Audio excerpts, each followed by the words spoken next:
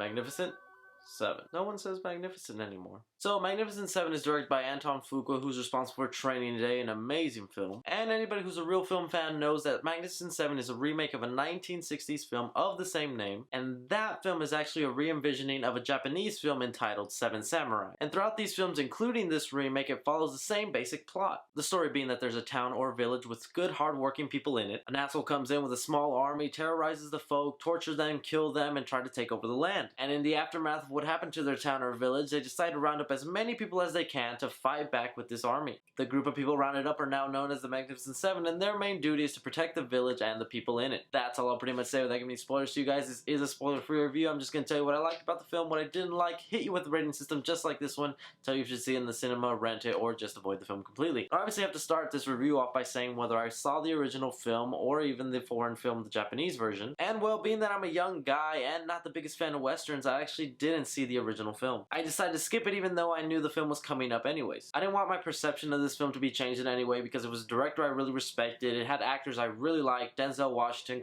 Pratt, Ethan Hawke, Vincent D'Onofrio, and I'm coming to that age now where I'm accepting all kinds of films, not just the superhero or the funny films. I'm trying to experiment with my taste in film and seeing what I could end up liking. I haven't gotten to the western side of film, but I know I have to get there eventually because there are a lot of great films in that category. I mean, the only acceptable western in the world is Back to the Future 3.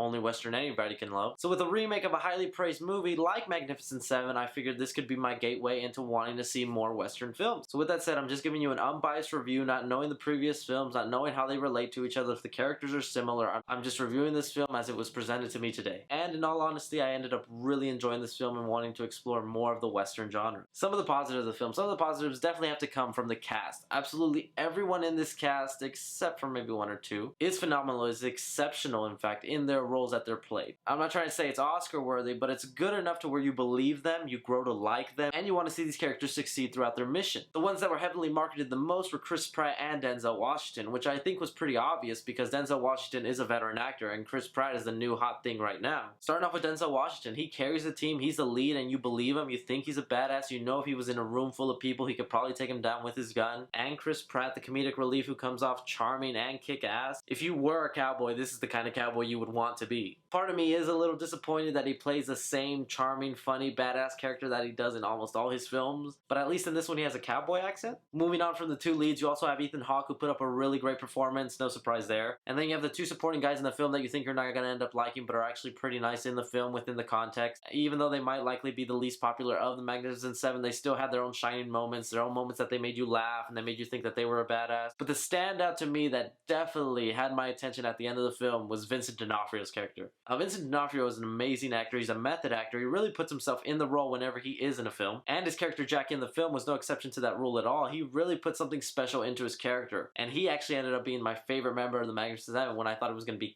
Pratt. His performance was off the chart, his character was funny, he was also very brutal and animal-like. Just like how in Suicide Squad Diablo was a surprise hit, I think Vincent D'Onofrio is going to be that for the Magnificent Seven. Last little shout out is Emma Cullen. She also pulled a really great performance. She didn't do too much in the film, but when she was very present and in the moment. Her character had a few emotional moments in the film, especially in the beginning. Her character had this moment where she didn't say anything, but her physical expression really implied what she was trying to say, which I think is always a hard thing to do when just trying to convey something from your expression. So I gotta give props to her too. Really just so surprised with how each actor and actress in this film really stood out and had their own moment within the film. I didn't think that was going to happen at all. I thought there was going to be a few ifs and buts in here that where I was going to be like, I didn't need that character in the film at all. No, but every character in the film was good in their own right and had me caring about them throughout the whole film. Next few positives, the film is pretty funny. There are a couple times where you will be chuckling, where you'll be having a good time, especially for Pratt's character, but not just him. Other characters, like I said, have their funny moments, and under the humor overimposed on the serious tone that the film had sometimes. So I had the right balance of drama, comedy, and even action in the film. Last big positive I'll say about the film is towards the end of the film, you finally have that climactic battle between the Magnificent Seven and the army of the bad guy. And that whole all-out war that's going on really worked well. It was fun to watch. There are a lot of moments that had me in suspense, that had me in awe, that had me in shock. I think those whole 20 minutes are worth the price of admission just to go through that thrill ride. All in all, just a really solid film by director Antoine Fuqua. I really ended up liking this film. I was so surprised, in fact. I thought I wasn't going to like it at all or just come out thinking meh. And if I have to mention any things I really didn't enjoy in the film, there are only a few things. One, I didn't find find the villain as menacing as he should be. I think a lot of that comes out to his physical appearance. He just doesn't look like the menacing type. I guess I could see how he can control an army or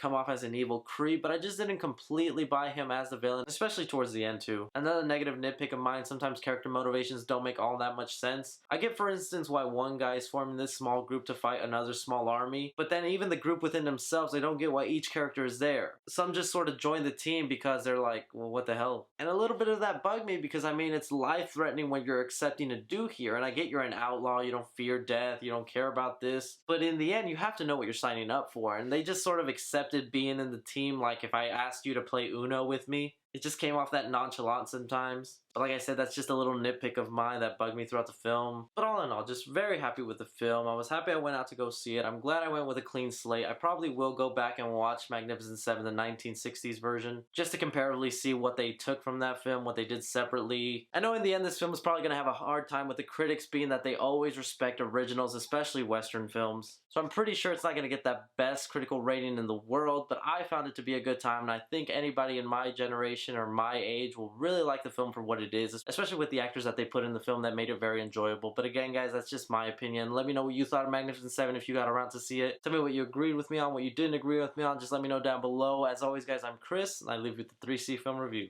Take care.